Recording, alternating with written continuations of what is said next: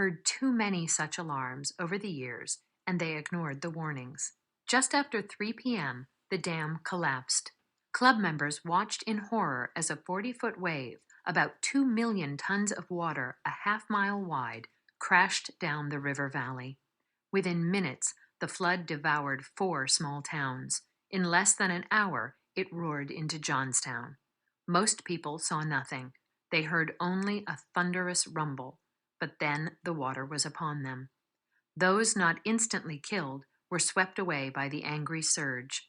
A jumbled mass of water, houses, trees, train cars, animals, and people smashed into the stone arches of the railroad bridge downriver. Anyone still alive at that point met with prolonged torment when the debris caught fire. Many more died. That evening, a telegraph message arrived in Pittsburgh from Robert Pitcairn, railroad superintendent and a member of the South Fork Club. It said simply, "Johnstown is annihilated." After the flood, response was swift as news spread. People around the world sent money, food, and clothing. The recently created Red Cross arrived to help survivors. Down but not defeated, the people of Johnstown showed great tenacity. They set up tents and began to rebuild. The 1889 flood is among the worst disasters in American history. Many blamed the South Fork Club for causing the calamity with its mishandling of the dam. The people of Johnstown sued.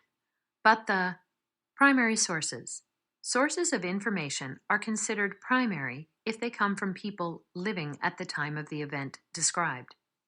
Examples include letters, eyewitness accounts, photographs, newspaper articles, and government documents.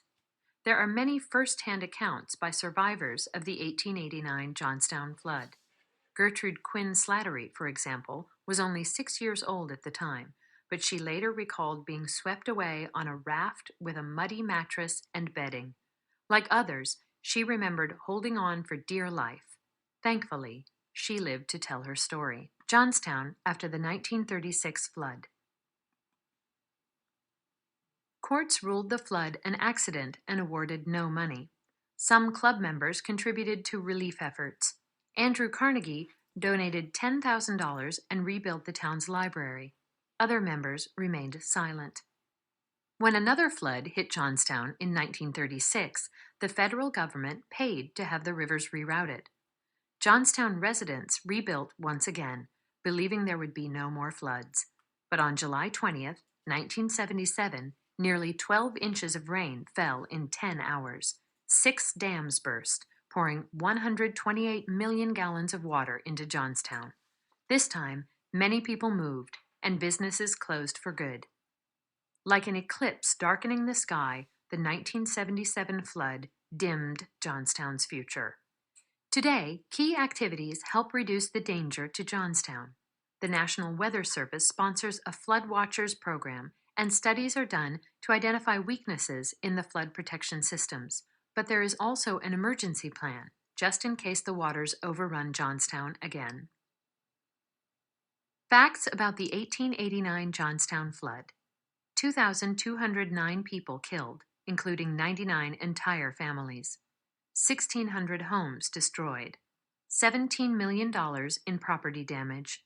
Debris at the bridge covered 30 acres and was 40 feet high. Johnstown today.